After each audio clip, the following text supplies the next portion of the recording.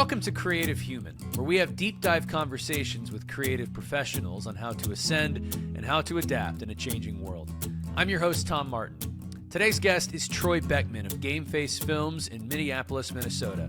Troy is an entrepreneur by heart. It took him about 10 years to go from idea to be a business owner into actually founding his business.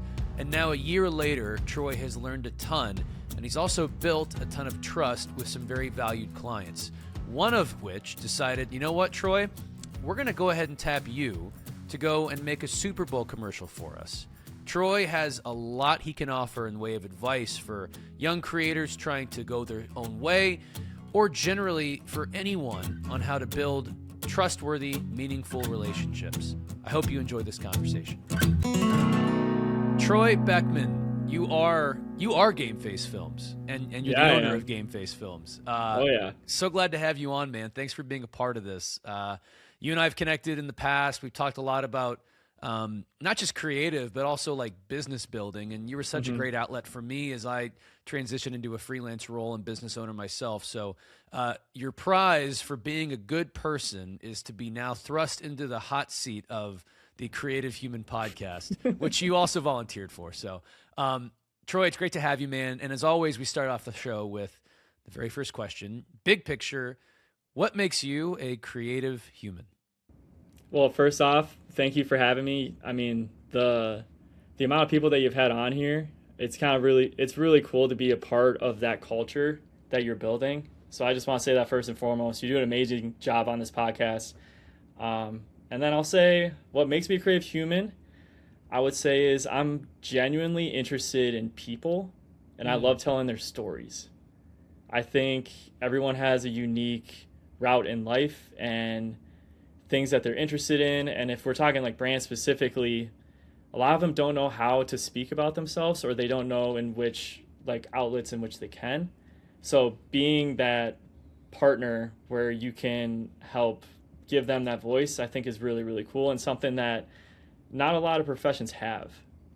What makes you interested in people? I say the same thing sometimes, but like saying you're interested in people can mean so many different things depending on who you are and why that's the case. So why is that the case for you? What makes you say that? I think, well, first and foremost, I'm never the one to be like the loudest in the room. Yeah. I like to listen. And the reason why I like to listen is because I like hearing stories. I like learning about people, understanding how they tick, and I bleed that into my work, I feel like, really, really well.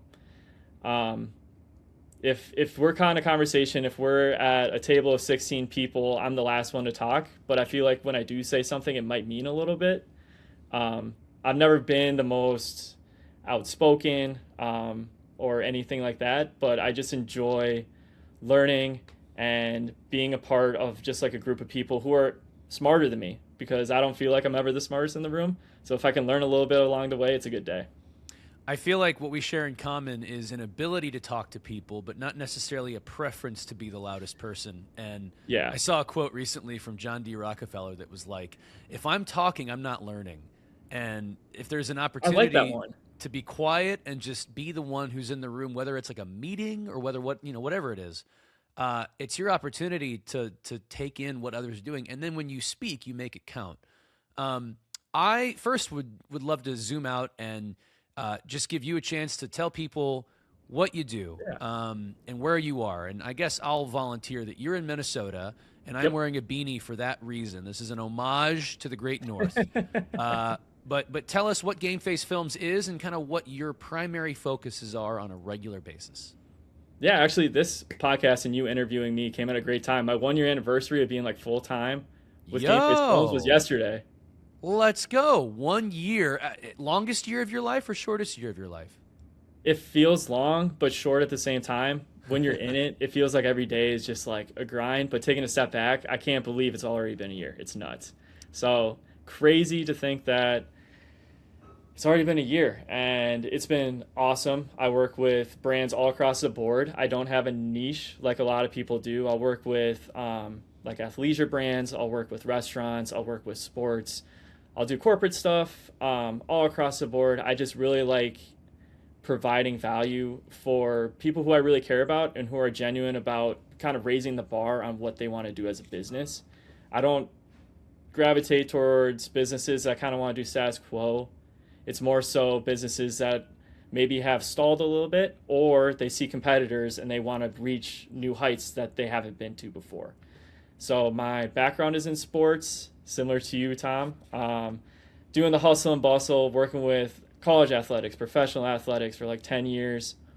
And this business of mine has kind of been 10 years in the making, where I had this brainchild way back when I was like 24, 25. I'm not going to date myself here on how old I am, but it's been a long time in which I've really had this dream of having my own business, and seeing it come to fruition over the last year has been amazing. What was the moment 10 years ago that made you go, I should be a business owner? I saw that was the realm in which creative was going, was more so of like building your own thing, and brands were going and gravitating towards individual content creators. And I thought that was really cool. I've always been interested in the business side of things, so landing deals, similar to what I was talking about at the front end of this podcast, building relationships and learning about people and kind of giving them what they deserve as a business, because everyone works crazy hard to build their business. And being that, I guess, extension to help elevate it even further is something that I feel like is just really rewarding. And being in sports, you learn the hustle, you learn the grind, you don't make a lot of money doing it. And having all that experience over 10 years, I just felt like it was time to jump ship and see if I could do it.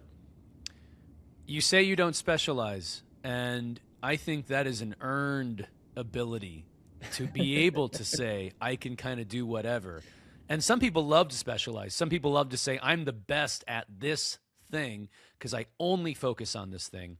What led you to not specialize, and why is it that you feel comfortable being able to kind of do anything, even if it involves trying something very, very new based on someone asking for that type of project?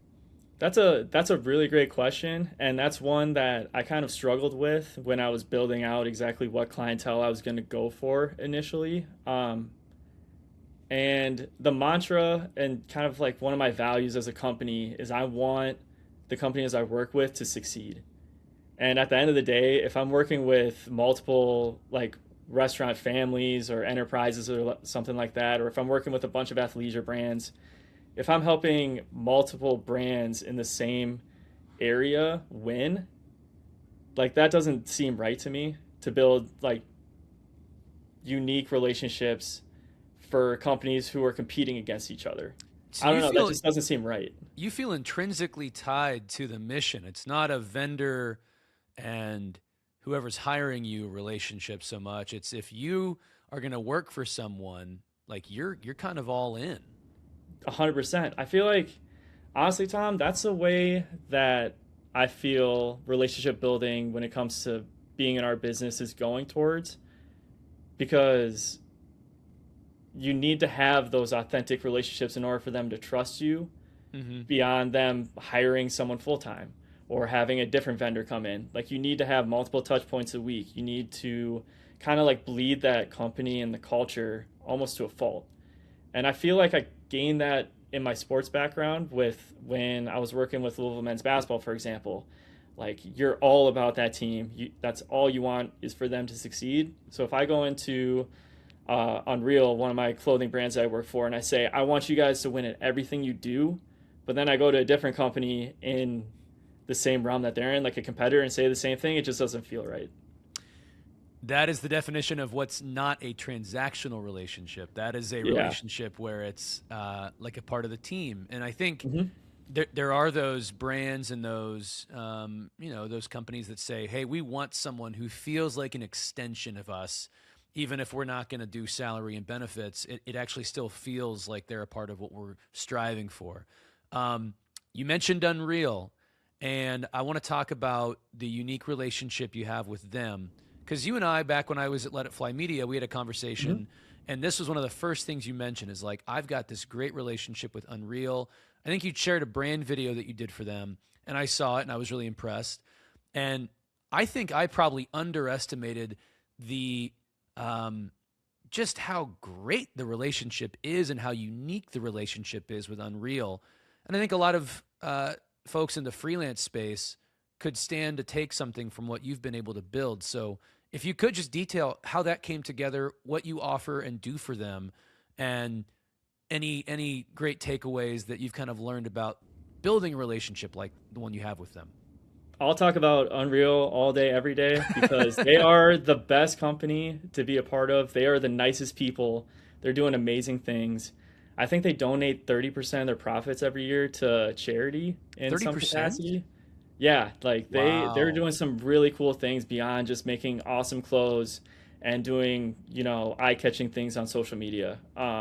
So when I had the opportunity to start working with a brand, it was essentially a no-brainer. I was working with a NFL agency in the Minneapolis area at the time, and this is when I was like, all right, revving up. I want to go solo. I want to do my own thing. I want to build something from scratch.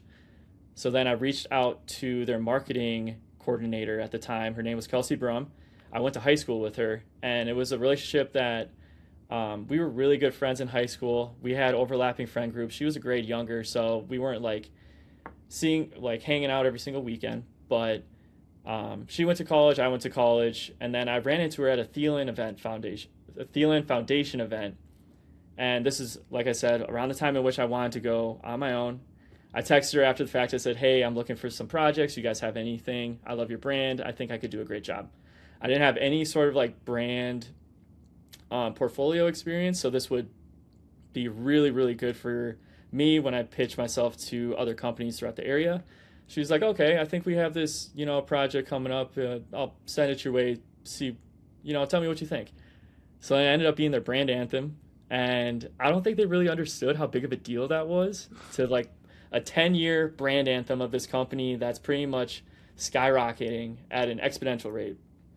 So she And they gave me give that you project. they give you the opportunity, and you don't have anything in your portfolio that suggests that you can do this. So how did you get it? I think it was just trust and faith. I also built a pretty extensive deck of how Yeah. I was gonna, the strategy that I was gonna go behind it, who I was gonna interview, the arc of the story, different intricacies to really make them believe in the vision. I think was extremely helpful. And then throughout the process of building that brand anthem, I got to meet everyone in the company multiple times going into their offices, and they were just amazing people. I could see myself maybe one day working there in some capacity, a little bit more formal, but for now, it was just awesome, and it was also 3 years ago, which is crazy to think. So I interviewed every single person on their team that was there from the Genesis, so like the starting five, and the story just blew me away. $300 started in his mom's basement, built it to this multi-million-dollar, and it was for me who wanted to be an entrepreneur. Really cool to hear that someone can go from basically nothing, just having a dream and succeeding, and seeing the office and all the employees. It was very admirable in the moment, and they ended up liking me. They ended up liking the project, and then that turned into a full-on like retainer that I've had for 2.5 years now. Um, in that example, because you go and you sort of you definitely put on your entrepreneurial hat in pitching a vision to them and essentially like winning the business, even though Yeah. you yourself were not yet a business owner and you were at this other agency. Um, in doing that, what did you learn about that process that has stuck with you? Because from an outsider's perspective, getting a brand anthem for what is a major apparel company without a ton of experience in that arena, it feels improbable. So, in navigating the improbable and turning that into the great relationship you have now and a strong client you have now, what have you learned that sticks with you in going through that process?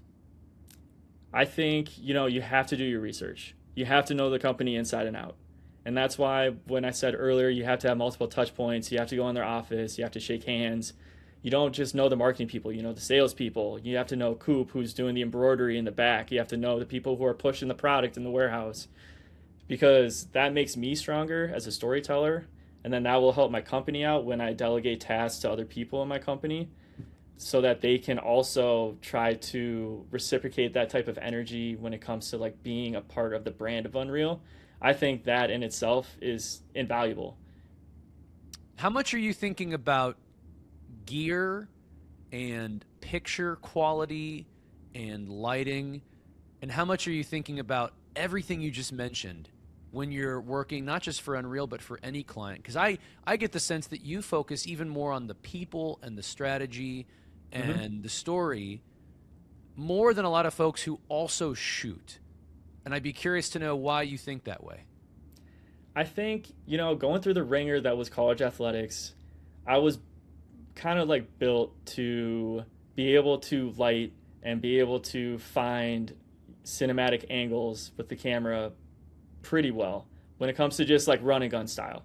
Yeah. So I knew I had that in my bag. And don't get me wrong, I still do a lot in pre-production to understand like the scenes that I'm going to, the locations and where I'm going to shoot and how I'm going to shoot it, how am I going to light it and all that stuff. But I essentially understand that aspect, but what I don't understand is what I don't know. And if I don't know the company as well as I should, then I can't tell their story better than another person that they can hire. So that's kind of my mentality going into any project. It's really doing the due diligence on the front end to make sure that I'm telling it in the best way possible, but also unique to who I am as a storyteller, because they can potentially reach out to another videographer or anything like that, but they're hiring me for my talents and what I bring to the table, just like they would for a salesperson, just like they would for someone on their product development team. You're sitting with a Vikings logo behind you, which Oh makes, I yeah. think, anyone watching this able to piece together that you might be in the Minnesota Vikings facility. Yep. Tell me who some of your clients are in addition to Unreal, and then we can get into what you're doing with the Vikings. Cool. Yeah. So Unreal is a great client of mine, but I also have a chain of restaurants.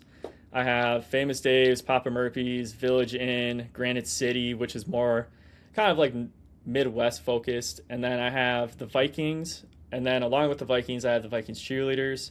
I dabble a little bit with like Timberwolves and Lynx every now and then. Gophers will touch base with me every now and then. I do a lot with athletes and their philanthropic endeavors through a company called Capture Sports Marketing. They're based in Milwaukee, and they have kind of like a Rolodex of athletes in any sort of profession from football, baseball, football, hockey, and essentially they're trying to help them with their off the field endeavors so that when they leave sports, they have a foundation for how they want to improve lives after that fact. So those are my main clients I work with, but then also I'll have one-offs every now and then. I'll help friends out or I'll have friends help me. You know how it goes. It's just kind of like one week you can just be piled on with random things that you didn't know you'd have, and then it's just status quo another week. Uh, I think almost all the clients you mentioned happen to be local to where you live. Has that been intentional to try to really be the resource for so many folks locally, or have you tried to make outroads to places all over the country? Like, how have you thought about how to build up your clientele? So not to go too deep into sports analogies because I know I'm known to do that, but I wanted to Um, build like a pipeline here.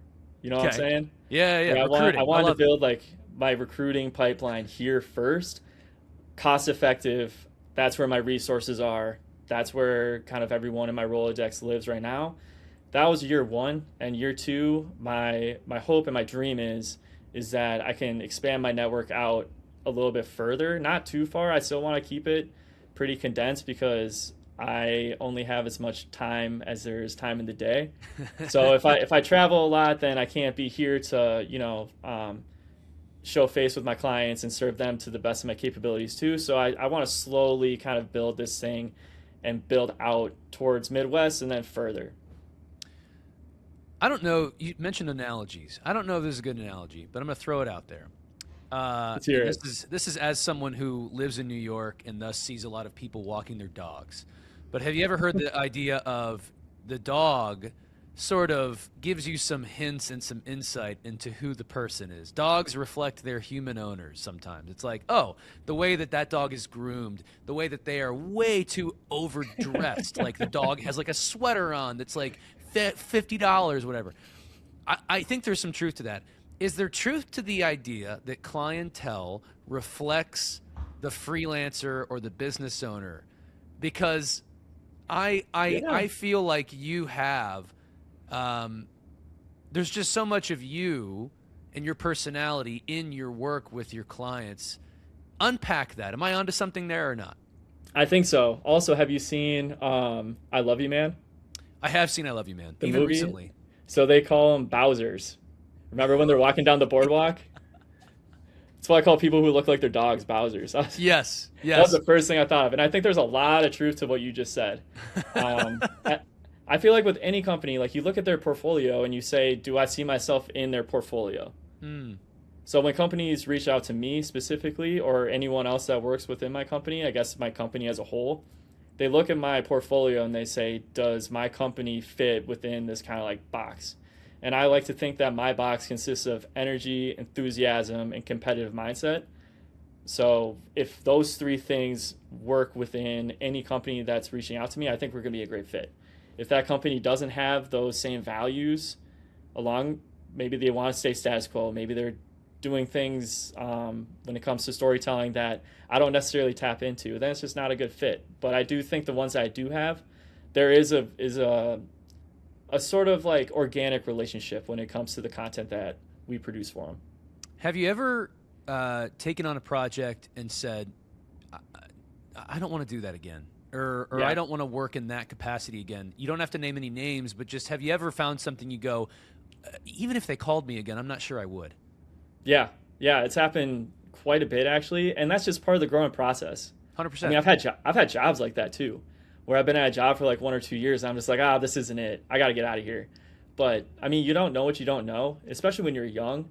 And I feel like having those projects in which you hate, it's all about finding the positives in it, learning experiences, anything that you can take away from it. So at least you can't look back and say it's a complete waste.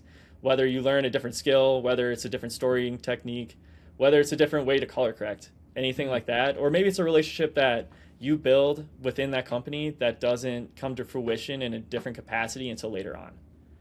So I think for any young creator out there, like no matter what you're doing, like make sure that you put your best face forward because you never know how it's going to benefit you in the future, even if you don't like the project. That's some great advice. I'd love to know if there is any other underrated advice that you think is good for people to know, whether it's similar to what you're doing or just Hmm. anyone in the creative profession. Underrated advice you feel like you don't hear enough that resonates with you. Um, I think one that we already touched on was not going into a niche. I don't think that's necessary. That was one big piece of advice, and I take that wholeheartedly. I think another one is if you really believe in a project, don't worry about the budget, knock it out of the park. Mm.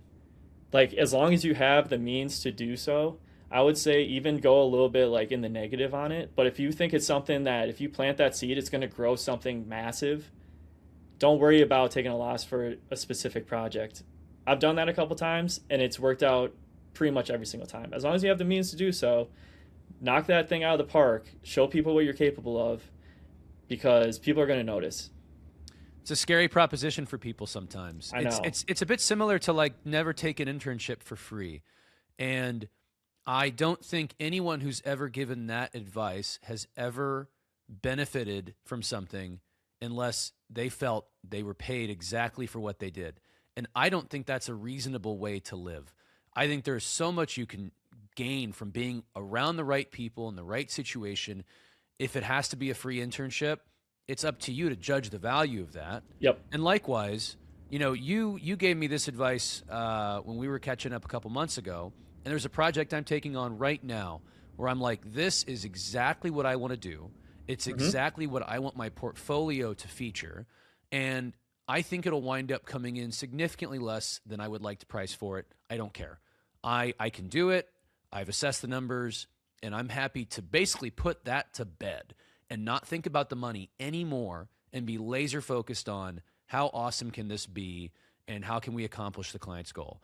And I don't know that I would have thought that way unless you'd laid it out as cut and dry as you did. So thank you for that. But I love that advice. And I think everyone who's listening to this, who hears that, is an adult and can figure out for themselves how that could apply to them. And if it can't apply to you, then keep grinding until it can, would hopefully be the advice that I would kind of layer on top of that. I'm curious, Troy, if there's any advice you feel is overrated. Advice you hear from people you're like, I don't know about that. In my time and understanding how this thing can go, maybe don't focus so much on that piece of advice. Oh man, that's a tough one. I don't know if I have an exact answer. I would say that if be careful on who you take advice from. I'll put it. Can I Fair. spin it that way? That's a good spin. I think one thing that I'm focusing on for this year is trying to find an inner circle, including like great people like you, Tom, who I trust and value their opinions of. I think people should be really cautious on listening to people who they haven't earned your trust yet. And I think in my career I've done that a couple of times and it's bit me Yeah. where I was searching for mentors and I thought I found mentors who just weren't the right fit for me. They had different mindsets and different values than I did, and I think people need to find mentors first and foremost because that's a really important part about building a business is having people who have already done it and people you can use as a sounding board. But then once you find those people, really make sure that they're aligned with what you want to have within your own personal life. I think social media makes it so easy to think that you're always picking up on great advice. Yeah. And I would challenge anyone to repeat all the advice they've gotten from scrolling and scrolling on social media. You've probably forgotten about advice you read last week, unless you're really intentionally going through and saving individual portions. But to your point, getting advice from someone who you feel like you have a trusted relationship with is just going to go so much further. You mentioned bouncing ideas off people. This is the reality of someone who works solo, who owns their own business and builds their own business. How often do you think about partnering with someone else or hiring people and bringing more people into your ecosystem? How do you think about what that would suddenly introduce to what you've known to be a year of Game Face Films so far? So I do hire people in a contractor capacity whenever there's budget or whenever I feel like a project needs a little bit more. That's something in which I've been very happy to say that more projects than not, I've been able to hire people because of the added value that I can bring to each client. Going forward, I think that it's something that I definitely envision is having a huge office and then having like a bunch of editors just grinding away, and I can look over and they're just like doing their thing for hours on end, and then I have producers who are trying to figure out different problems when it comes to finding shoots and how we're going to do this, how we're going to do that. That's definitely something that I aspire to. I don't know when that's going to happen, Tom. It just a lot is changing and evolving in kind of like this world that we're living in the creative world. And I just want to make sure that I'm still nimble enough to kind of like bob and weave when necessary. I think my hope is at some point this year, I'll have a studio and I'll have a couple interns minimum. But like I said, there's a lot of work and things to be fleshed out first, but that's the dream. I love it. I've lived it. I've seen people make those decisions and been part of those decisions, and deliberately making those decisions oftentimes is going to be the right move versus saying, let's do this and figure it out. I feel like, especially nowadays, man, that's one where you kind of have to operate that way. I saw something recently that even said that, like, moving forward, like, you're going to see there was some random stat. Who knows about stats sometimes, right? But it was like 77% of businesses are going to continue to hire contractors versus expand more into full-time roles. Let me see if I can actually find this in real time on my Instagram. I believe it. Yeah, hang on. I got this. I swear to God. Okay, there's my thing about basketball. We talked about that. Okay.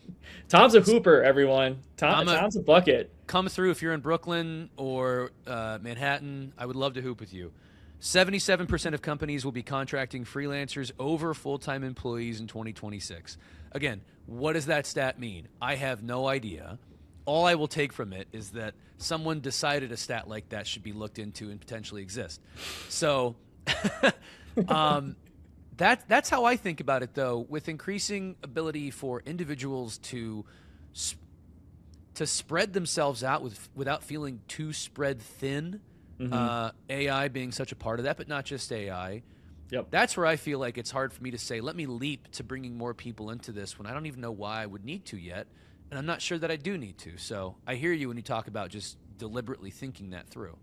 You know what's really cool about the contractor role too is that you can hire people based on their skill set for a specific project. So you don't have a full-time employee where it's like, okay, this is my person. Where if a company says, hey, we want to do more of like a sports realm, then you can go into your bullpen of sports realm content creators. Or if they want something more corporate, then you can go into your bullpen of corporate creators. So I think it does give, I guess, the entrepreneur a little bit more flexibility when it comes to like who they're going to have on their roster for a given shoot, which I think is a positive at the end of the day. 100%. I think if you're going to bring someone on full time, you're not only investing in what they can do, but you are investing in their journey. And if you don't see it that way, I don't think you should be hiring people or partnering with people. It's a lot more than, kind of like you mentioned, it's more than a transactional relationship at that point. For there to be someone who wants to work for you and stay working for you or partner with you, you got to be invested in their entire journey, in my opinion. Yeah, you gotta grow them. You have to kind of like just build them as a person, but also as a professional as well, which is something that's super exciting. I'm really excited to do in the future. It's just a matter of like when it makes sense. It's really cool, man. It's a great responsibility to take on. Sounds like we're talking about having kids. We're not, but like I feel like that's the same type of conversation that I have a little bit with other people. Yeah, don't rush and do it too quick, but like when it happens, it'll be great. Like best thing you could ever do. I want to talk about. I mentioned AI tools, and as always, we'll talk about AI. But I want to ask you real quick. You got to work with Shooter McGavin on a Super Bowl commercial. Oh, yeah. And that is a lot different than doing something that is the latest and greatest for a Granite City or for working with the Vikings cheerleaders, all in their own right, important with their own goals to accomplish. But this is the Super Bowl, and this is Shooter. How did this come to be, and how did you do whatever was necessary to feel like you could level up for the Super Bowl commercial, if you even thought of it that way? It was a crazy experience, Tom. So after the brand anthem with Unreal, I sat down with the owner, Michael E. Jordan, and he told me that he has this new product coming out. It's called the Unreal Stealth Black Tracksuit. So it's essentially a windbreaker from the 90s that's modernized for today and for like the avid golfer. So he said, I have this product coming out. It's coming out in like 3-4 months. I also played poker the other day with Christopher McDonald, Shooter McGavin. And he said he's down to film with us. Can you build us a story to have that make sense to bring Christopher McDonald into this shoot? So then I spent, I don't know, the next 2 months ideating on like how we can bring this to life. And this was 2023. So then we came up with a strategy that Shooter McGavin still doesn't have his jacket after he's done with the first Happy Gilmore movie. So then he goes to this country club and everyone's wearing Unreal. It's kind of like how in the movie everyone's got a green jacket. So he's back in this situation in which he's, again, the loner, the loser. He ends up stealing the track jacket, runs down this hill that we had on the golf course, similar to like the end scene in Happy Gilmore. It was great. He was great to work with, super funny guy. I could talk about this thing forever, man. So many stories. We only had him on set for an hour. And the day before, his representation called me and he said, hey, we're going to need double the money. And I said, really? I said, okay. Before. Yeah. I was in, I think, a Kohl's buying his Shooter McGavin-esque outfit. So I was like, I got to call you back, man. So then I called the owner of Unreal. I'm like, what should we do? He's like, well, we'll pay him the money, but he's got to be on set for longer. So I said, okay. So then I called back the agent. I said, hey, man, I know we said he was going to be boots on the ground and then leave in an hour. But if you want to double the money, he's got to be in front of camera for an hour. Yeah. Like, that's just, like, that's the only way I can justify this. Like, you're putting us in a bind the day before. What do you think? And he said, great. And did you have a But reason to film with him that much, or did you have to come up with more reasons to get more out of him? we were short on time. I mean, that's just like status quo in our agents Always. or in our realm here. Of we don't know if we have enough time to shoot. So this gave us the opportunity to do the running down the hill scene multiple times, have him do multiple takes. So that was the first time I worked with him, Yep. and that was awesome. So then the Super Bowl commercial came up the year following, which was last year's Super Bowl. And the entire year, I go up to the owner and I'm like, "Hey, are we going to do a Super Bowl commercial this year? Are we going to do a Super Bowl commercial?" And Michael E. Jordan says, "No, we're not going to do it." And he says that all the way up until like December 27th of 2024. And then all of a sudden, the new COO, David Merritt, brings me in and he's like, "Hey, we're thinking about doing a Super Bowl commercial." And I said, "You know the Super Bowl is in February, right? That gives us like a month, and we haven't thought about anything." Can I pause real quick? You are a outsourced vendor, and the COO and the CEO are just talking to you all the time. Oh yeah, And just yeah. coming up with stuff all the time. How is that? It's the relationship, man. I love those guys, and I like to think that the relationship is reciprocated, where they feel very transparent, in which they can say like the highs and lows of everything that's going on. And this is something in which they trusted me in, is to a month and a half before the Super Bowl plays, bring me into their office and say, "Hey, we're thinking about doing this. Can you create something from scratch in like 20 days, and then we shoot it, then we edit it for another 15, and then we deliver it to Fox in 5." So it was an insane experience. We went from that room to over the weekend. I was like, okay, so we got to bring Shooter McGavin from wherever the heck we ended him, running down the hill with the track jacket, up into like, what is he doing now a year later? So my, I guess, responsibility from that Friday to the next Monday was to see if it was feasible to even shoot, bring in all of the players that we need to, find the location, see if Shooter's available, budget it, figure out a story that is going to be something that Unreal is receptive to, because if they don't believe in the story, they're not going to invest in it, and then it's all going to go to waste. Yep. So I spent the next 72 hours trying to figure out where, after he runs down this frickin' hill, is he going to be in a year with this frickin' track jacket. So then I came up with the strategy of, I mean, he's got the jacket now. He's the man. Like, Yeah. he thinks he can do no wrong. He finally has what he's always wanted. So how do we encapsulate that in 30 seconds? And then how do we bring him down again? Like, what's that point in which, because, I mean, Shooter McGavin, he can't end on a high note. We got to, break him down. And He's funniest when he's losing.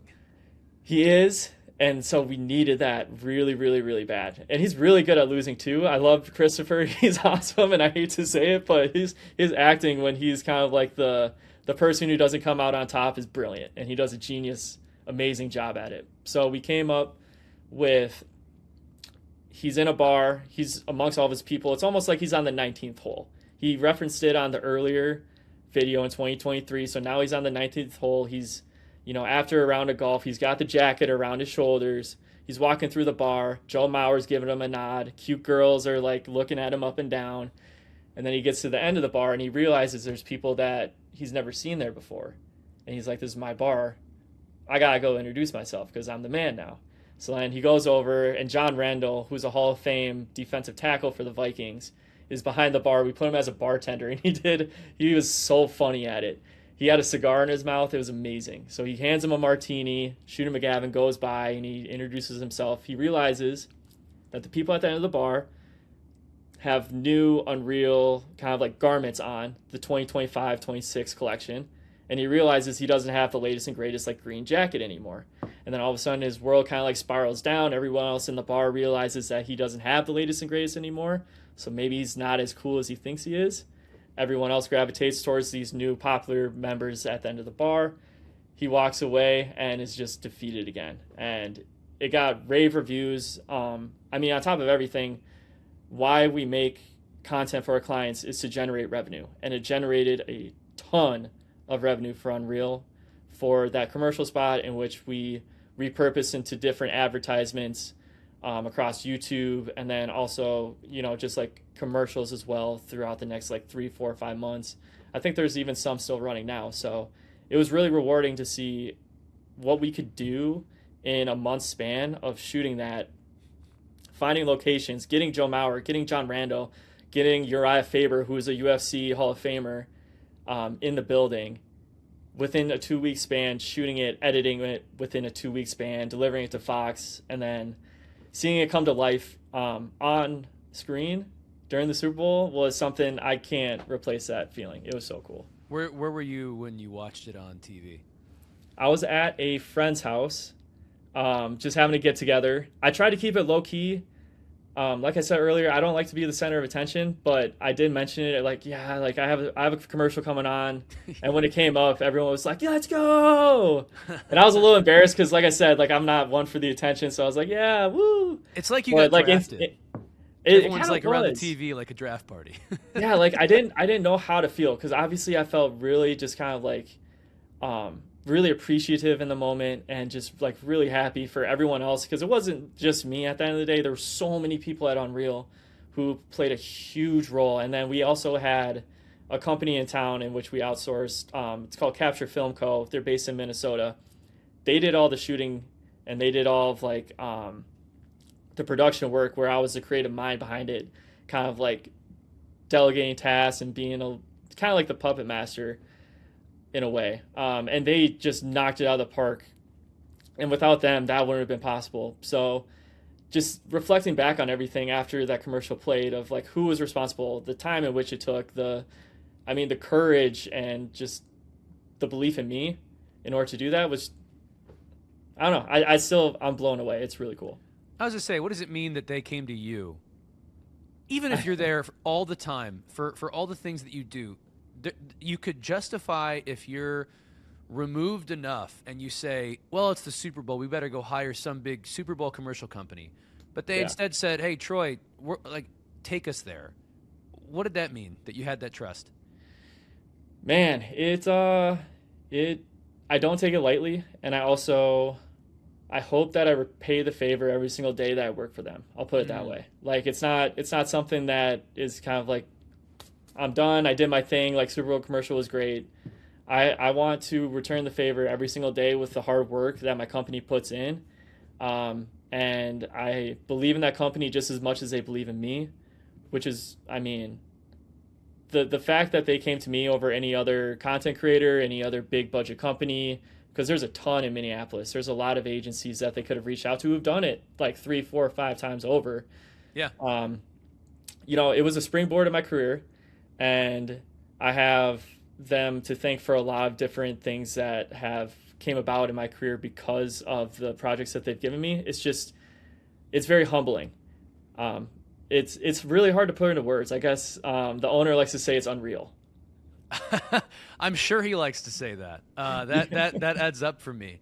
Well, it just goes to show what having trust in people can do. And it's not always about, oh, what does their resume show? It's who do I know this person to be and what could they do? And you did it, which is pretty freaking awesome to hear about and to see. That's the best part of our job. We can watch what we did. Yeah, 100%. But not with too many people around. I want to get into the AI bit of this, and I'm curious. I don't even know if you and I have talked much about it. I don't think so. So overall, going from a find your person to trust to find your Gemini, Claude, ChatGPT, or whatever to trust. I'm curious how you, especially someone who's a solo business owner, thinks about AI. I have conversations sometimes with folks who it's like they're not at all in a creative field, and they're like, I use my AI to do that. And someone else who would otherwise be the one doing that is like, how dare you trivialize all the hard work that I do? And I feel that sometimes as well. Oh, I'm going to AI the video. And I'm like, do you even know what goes into that video? I think hopefully more and more people are coming to the realization that you can't AI the video and expect anything but what you get. That's a long way of asking you. How do you feel about it? How do you use it? How do I feel about AI? I don't know. It's hard to put it in just like a couple words. I feel like it's progressing our field in positive ways, but then also in negative ways. So I guess it's kind of polarizing from my standpoint. I use it to refine my skills, I would say. So I use it to create pitch decks. Mm. So I cannot draw for the life of me. Anything in my hands, like put a pencil, like it's chicken scratch. It's nothing. It's illegible. I was a big color outside the lines kid. You too? Doesn't get you very far in art class. No. I'm I abstract or inept. yes. But with clients, that just does not work. Abstract is not going to sell anything. So I use that to create images that are in my head that I can put on paper and say, this is what I'm going to do. And especially with a lot of things that I guess I envision for specific projects, I can't find it on Pinterest. I can't find other like avenues in which, or like reference frames or anything like that, because it's something unique and different. So if it's something like that where I'm essentially creating a new creative concept, even though nothing's new, like I definitely took it from bits and pieces of other things Yeah. I've learned throughout the past, but combining those within like a picture in which I'm trying to sell to a client, that's when I use it. I also am not an English major. So whenever I write something out, sometimes I say, "Hey, can you find anything in ChatGPT where like just fix grammar. Just Yeah. help me sound smart." It's like So I don't I'm not incapable. I just don't want to give the impression that I'm incapable. Yes, like I said, I'm not an English major. So I just want to make sure that everything I'm saying just makes sense. All my ideas are coherent. I don't ever throw in like I want to do this and then it just writes me 8 different options. I like to keep it very authentic to who I am. So I start with everything I want to write out and I just say like refine it. Give Yeah. me like the extra 3% to make it so when they're reading this, wherever room that they're in, they don't think that I missed that class in middle school or something like that, where English is my second language or something. Um, so that's how I use AI on a day-to-day basis. I do use Adobe Podcast because it cleans it up very nicely and efficiently. I don't use it to generate videos frequently. I do know some clients use it to like swap out easy things when it comes to like Photoshop, which Yeah. saves designers a bunch of time, which I think is a huge positive. I do think the negatives on it are the video centric avenues that you were referring to earlier, where everyone thinks everything's a beautiful concept that you can build very easily within like small script writing with AI. But that's not the case. People who are doing AI really well, they spend hours trying to find the best script and like very finite detail, like wording on how to make AI understand what they're trying to portray You're in order essentially to get paying that. for the same amount of time. I know. So it's like it's I don't know. It's a route in which the world is going, which I respect, so you have to evolve with it. But I do think there are misconceptions in which people like you and I can kind of shed light to and tell people it's okay to use AI, but in the right ways. I think you have to use it. And I was thinking about this today because I'm with you. I am a long winded writer sometimes because I'm thinking about details. And AI helps me go, Tom, your client doesn't need to know all those details, bro. Like, take it to like 2 sentences after you've done 5 paragraphs. And what that does is it actually helps me, to your point, come to a easier agreement on vision and what we're trying to do with a client. And Hmm. I don't screw myself out of a job that I don't deserve to lose just because I'm too verbose. Yep. And the fact that I paid 20 a month for Gemini is insane for what it can do. I guess they're in this mode right now where it's like, hey, we got to make this super accessible so people use it, depend on it. And much like YouTube TV, if my price hike goes up to like 85 a month in the next year or two, I won't be shocked. Oh no. It'll still be justified in some cases. I do think I'm with you in that, like, you know, for what I've been trying to figure out how to articulate this, and I think I'm sort of there in one respect. AI, the video, the difference between what you want to do in terms of the time you put in and the reality associated with that gap is so wide that I think that's a bad use of AI. If it's a relatively small gap, hey, I'd like to write this a little better, that's a great use of AI. We are incrementally getting more efficient, or better at something. But I hope that in the long run, if AI is going to remain an important part of video, that it is an incremental, reason-based evolution of that versus just, let's just do this and all regress to the mean and remove so much of what goes into why a video works and why it's adored and why it's successful for a client, to use your terms, to go back to the business goals and the business opportunities. And kudos to Kalshi for making that crazy AI-only ad. That happens once. That happens one time, and they did it first, and good for them. But I really think that brand trust is still going to be rooted in people and making sure that people can tell a person was involved. So that's, as of January 22nd, 2026, my AI rant of the moment. Curious if you have any thoughts on that. No, I think everything that you just said is accurate. But I also, one thing that is not accurate is you're not long-winded. I think you're well-spoken.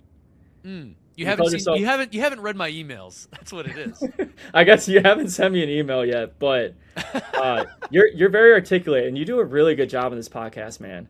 Like the way that you throw out questions, and the way that you hold these conversations for someone who's not used to talking as much as I am. I mean, you make it feel very welcoming, and you make it easy for sure.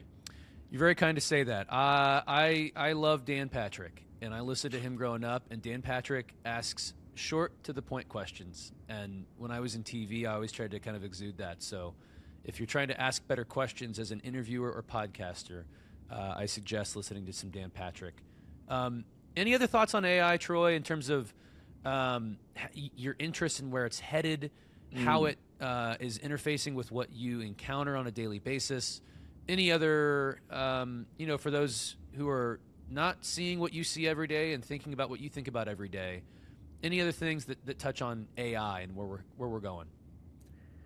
I think AI is definitely something that is not going away in the near future. It's something you definitely have to think about and you have to adapt to, but I don't think you should let it scare you. I think trying to make it become your ally as much as possible, I feel like is only going to benefit you. I know there's a lot of people out there who are very nervous about where their job's going to be in 5 months, a year, 5 years down the road. But having that mentality is only going to bring you back and almost not let AI win, but it's not allowing you to succeed. So I think for anyone listening out there, just keep doing what you're doing. Use AI effectively in ways that make sense for you, because other people will use it in different ways that make sense for them, and that's great. And you're going to see stuff on social media where it's just AI can do this now. That might be great for that person, but that doesn't mean your brands need it. And if you have that authentic relationship, if you've built that trust, they're going to come back to you time and time again. And if they end up going to AI in 6 months, a year down the road, that brand's just not for you. There's plenty more out there that still believe in our craft and what we're trying to do. I think you nailed it. I think for anyone listening who is nervous about this, the more you lean into personal relationship and personal dependency, not for bad reasons, but for good reasons, much how Unreal depends on you. You can't replace that with AI. And even if Unreal talks about more AI implementation, they're going to talk about it with you. That doesn't go away. It slows everything down. And you know what? All these AI companies, they need to basically be able to justify all the money that's going in. So they're always going to say, oh, we're way ahead of this, and this is going to change. Some of that stuff might come true. I just don't think it'll happen near as fast as they say it does, at least in our industry. I would hope that this industry in particular is insulated from that, because creativity is what breaks convention versus is conventional. Troy, before we go, I just want to ask, as always, bringing it back to people after our AI talk, anyone who you want to shout out, whose stuff you've been seeing lately, whether it's someone who's well-known, whether it's someone who is up and coming, anyone you want to kind of give some love to. So first, shout out you. I think that at some point, no, I'm serious. You have an amazing story. We got to flip the script at some point, and you got to give the audience a look into your experience, because I think it's awesome and it's something that people really want to listen to. So that's something Start that a podcast and then you can host me. We'll do that. People don't want me to start a podcast. That's the last thing people want. I'll continue to work with clients. You do your podcast thing, but shout out you. Appreciate you having me on. There's one creator called Tony Turnquist. He worked at the Texas Longhorns forever and ever and ever. Also worked at Alabama, worked with the Gophers for a little bit. Now he works at a company that I work with closely called Capture Sports Marketing. And they do a lot, like I said earlier, with philanthropic endeavors that athletes want to establish, whether it's foundations, things in the community, so on and so forth, for while they're continuing in their sports, and then after they kind of like hang up their cleats. He is the vice president there, and he's risen the ranks, and he does an exceptional job of finding these athletes and building their brands in a unique way towards each athlete. He's just extremely talented. If you don't know who he is, give him a follow. Really, really nice guy too. Someone I look up to for sure. And then someone who's a little lesser known, I have two. They're both local. Yeah. One is Darton Weaver. He works with Lifetime, but he also does a lot of stuff like in the community and stuff like that. Just a really great guy. I met him back when he was Rashad Bateman's videographer. Oh, nice. Back in 2020. And to see how much he's grown and he's just such a genuine person. He's really good at what he does, but also he's really authentic with his relationships, and that's something that I see in people and I really admire. So beyond him just being an incredible creator, doing great stuff with Lifetime and beyond, he's just a great person. And then one that is someone who's just starting in this world, her name's Kylie Gargaz. She is a student at the U of M, and she is the ultimate sponge. Like, if I could hire 1 million Kylies, I would. And the reason why I would do that is because she comes on set and she doesn't say anything but, what can I do? How can I help? Ask questions. Be a smiley, happy face. Be comfortable in front of the client. Be comfortable in front of whatever talent we have. She is an up-and-comer. And I see a lot of myself in her, which I think is really cool. Just kind of like that hungry, like, I want to do it. Like, I know I got school right now. I know I got a bunch of things on my plate, but I'm going to be at the shoot, and I'm going to do it for basically an intern salary, and I'm going to knock it out of the park. I think that's a really cool mindset, and I only see her going up as she graduates this year and continues to do big things. So if you're in the sports realm, if you need to hire someone full-time, Kylie's someone you definitely should reach out to, because she is an amazing person, only going to do great things. That's awesome, man. I love that. Before we go, anything we haven't touched on that you want to tack on as we cap this conversation? I don't think so. I think we touched on mostly everything. Like I said, I'm really excited for year 2 with my company. It's a really exciting time of growth and getting to meet people. So if I don't know you, if you're listening to this pod, please feel free to reach out, and just trying to network with people and be a part of this community a little bit more. I feel like I'm really good at meeting brands, but when it comes to holding authentic relationships with creators in the world, I'm not the best at. I don't know why there's that separation, but feel free to reach out if you have any questions, or if there's someone who I can learn from. I'm always trying to learn from more people out there. Never too late to keep networking, man. Never. Troy Beckman, thank you so much. Gameface Films, give him a follow on Instagram. Go check out what he's doing. Go add him on LinkedIn. I'm a big LinkedIn guy, even though I don't love talks about B2B sales, but LinkedIn's a nice place to be. And please follow us, Creative Human Pod, on Spotify, Instagram, YouTube. Our YouTube viewer count is very low, and I think that's probably to do with my face more than anything else, but the Spotify listens are great. So many thanks to people who've been listening in so far.